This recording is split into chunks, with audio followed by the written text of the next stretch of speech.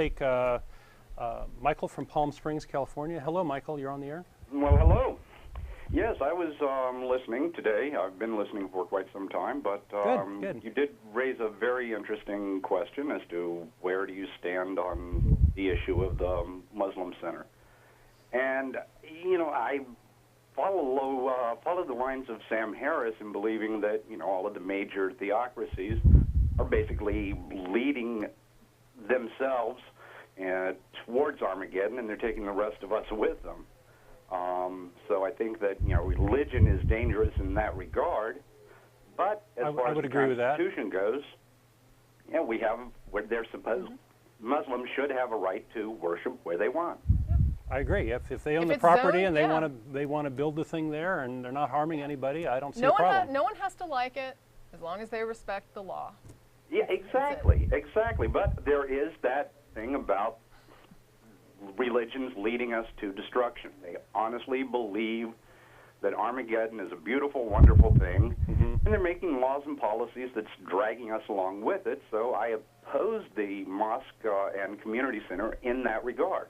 But they didn't make a law, I don't think, to create this. I think they're working within the laws that already exist. I mean, I guess I could be wrong, but my understanding is that they're not changing any laws for this, are they? No, my understanding is exactly the same. I have not seen any building code changes or... Because when you mention changing laws and things to go down that road, I agree. I mean, for example, when we had a protest for the school board, you know, they're trying to mess with our textbooks and put, you know... Exactly. Now, I do care about that because now they're messing with, you know, reality.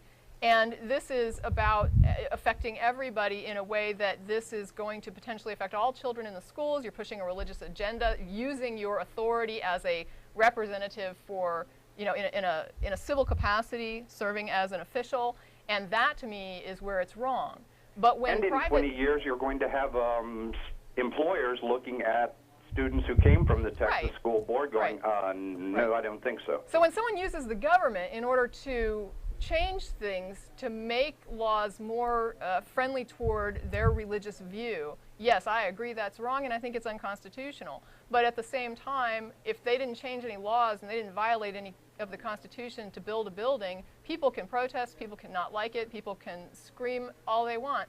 If it's legal, it can go up, and that to me is the last word, unless somebody wants to change the laws. Yeah, right, exactly, and then the rest of it is based upon one's personal moralities. Yes, agreed, which is not basis for law, correct. Exactly, exactly. And so I do agree, and very interesting points, and thank you for being. Okay, so we're in violent agreement here. You. Okay. Thank you for calling. All right, have a great day. All right, take care. That was Michael. Okay. Right? Yeah. Okay. This phone isn't working too good. Let's go to another caller. How about let's see, Jonathan in Camden, New Jersey. Hello. Hey. Oh, hi. You're on the air. To say I'm a really big fan of the show, and you guys really taught me well. Oh, thank you. Thank you. Yeah. I just have something to tell you. What if I told you I had like actual evidence for reincarnation? I would say that's interesting. Bring it on. Yeah. Let's hear it. Now, keep in mind that I am an open-minded person, and if I am wrong about this, then I'll gladly accept it. Okay. Okay. What if I told you that there was a couple stories of about a kid who like three-year-old kid who remembers a past life, and then that past life information is later verified through research. I would say that's an interesting story. Yeah, because I have watched a couple documentaries about reincarnation, and they talk about how this kid is obsessed with airplanes and how he was a Marine a long time ago fighting the Japanese, and he remembers everything in the past, and that information about the past is later verified. And we know that nobody coached this child. Huh? Well, I mean, You're getting this third or fourth hand. Right, this is a story of a story. I mean, basically, you said you have evidence, and I'm saying, do we have evidence beyond a story of a story? Oh, if this is true or not? Yeah. Oh, that, you know what, you got me right there. I'm not sure about if it's true or not, but why would millions of people who've had these experiences lie about it? Do you believe UFOs are abducting people? Well, in a way, kind of. I mean, I don't have enough evidence to believe that. I see what you're going with this. Okay. And, yes, you know what? I have to accept that, yeah.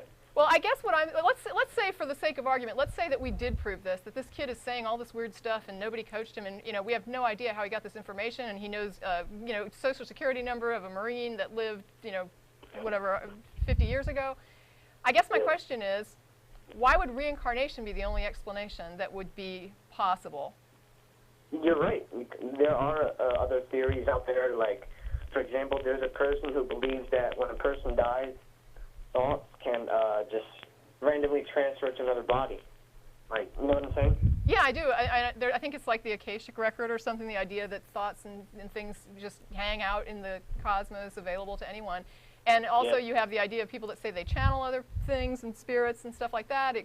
You've got the Christian concepts like demons that could be possessing this child. I mean, and on top of that, there could be, for example, some weird natural explanation of a phenomenon that's very rare that we've simply not uncovered yet. So for me, even if this was true, it's simply an interesting phenomenon that would require further investigation in order to determine a cause. Yeah. And I'm a little bit skeptical about a TV show or whatever, because I think he agreed. there's lots and lots of those that to try to sensationalize, or they have an agenda, or they want to convince you that there's ghosts or Noah's Ark or whatever, I right? believe you right there. Yeah, you are right about that, because. So it's entertainment at some level, although it may be dishonest entertainment. Or at least biased. Biased, right? Yeah. So. Yeah, people do make money out of this stuff, man.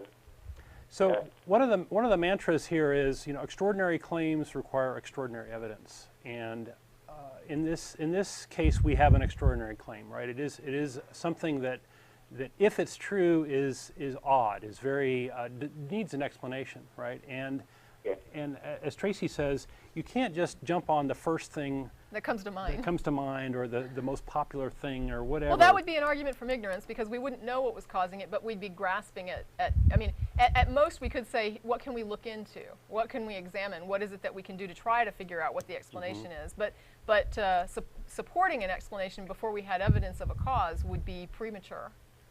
Yeah.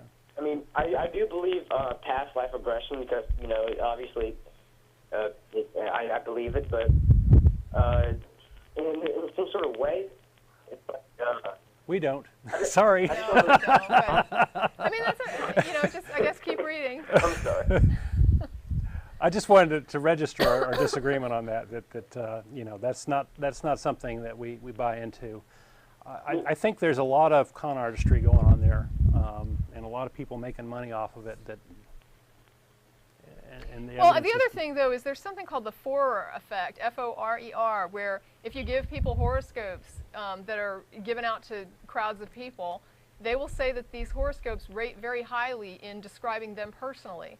So sometimes we tend to hear a thing and say, this person said this, and oh, it relates to this thing over here, but really it's not that specific, and we just tend to make that leap because we draw connections and meaning between symbols and between information as human beings. That's just something we're very, maybe a little too good at for our own good. Yeah, we're also wired for stories, right?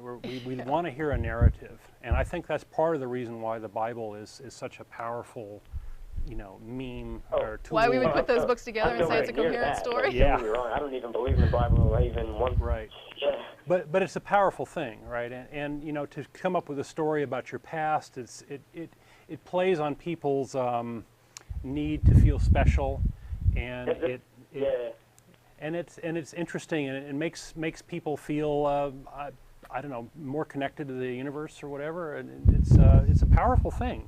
It's powerful magic. It is. Although there's no magic there, I don't think. So that's how I was when I was a Christian. Like I was so I was like really undenial. I was in denial. Like I didn't want to believe that Christianity was nothing more than people just writing books, like the claims that have no evidence to support them. The thing to remember is that don't believe somebody that's telling you that you need to be coerced into believing a thing before it's demonstrated as true. If they haven't demonstrated to you it's true, don't be afraid of the threats of hellfire.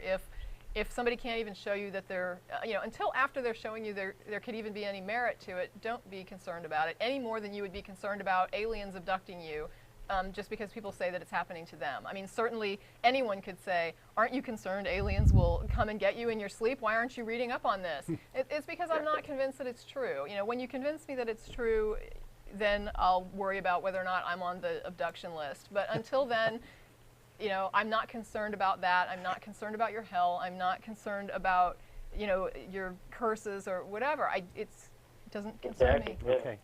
Anything else, Jonathan? Yeah, I just have another question. Okay. Like I've asked the guy who put me online this question.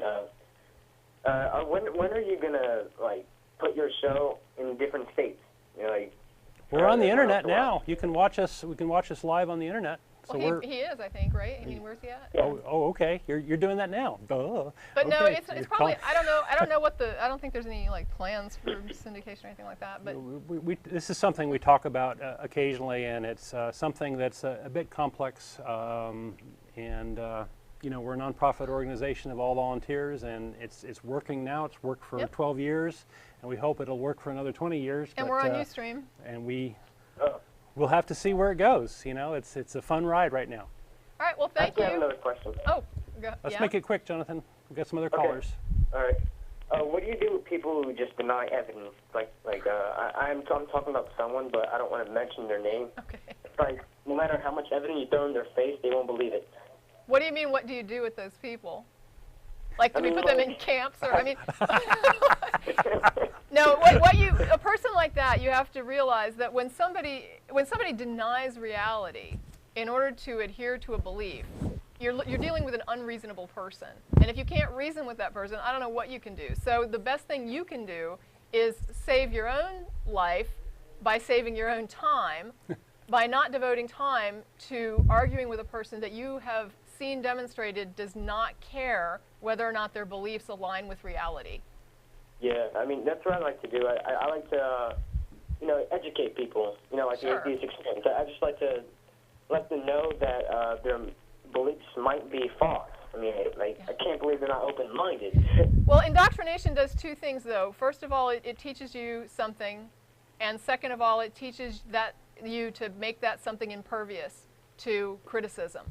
So there's like a two-level thing there. So you've got the belief, and then on top of that belief, you've got the apologetic indoctrination that says this is impervious to criticism. And so if someone tells you something that makes you doubt your belief, that person is Satan talking to you, or they're wrong, this can't be right, because everything in reality has to align with the Word of God. If the evidence shows the earth is, 4 billion years old, but really the Bible says it's 6 or 10,000 years old, well, then they're wrong, and one day they'll find that it's really 10,000 years old. So right now I'm ignoring that evidence because it doesn't align with the Bible, which I know is real. So they don't adjust their beliefs based on evidence. They just disregard the evidence that doesn't align with their belief because they're already convinced the belief is true because that was what was put into their head when they were an infant. In other words, you're closed-minded. They never had an opportunity to come to that belief through real criticism and thought and thinking. It was put there before they had an opportunity to criticize it, and protections were put in place in their minds to protect that belief from later run-ins with reality. Wow, I couldn't agree with you more. Yeah. Okay. All right, Jonathan. Well, thank you. Thank you for your call. Thank you. Thank you. Bye. Bye. I guess my advice to somebody who wants to debate is basically use the time debating learning yourself and learning how to structure arguments and when to when to give in, when to call their bluff, these sorts of things, and when it's no longer a learning experience for you, then you can move on. Sure. Okay, let's go on to Dan in Hilton, New York. Got a lot of New York and New Jersey folks calling. Hello, welcome. Hi, Tracy and Dan. How are you today? Good. What's up? I'm an atheist from the burned-over district in upstate New York. Okay. And I've had a few conversations with theists, and one of the things I've found kind of underpinning a lot of belief is this concept of an intelligence, kind of a disembodied, free-floating intelligence, if you would. In fact, intelligence that cares a lot about you. Yeah.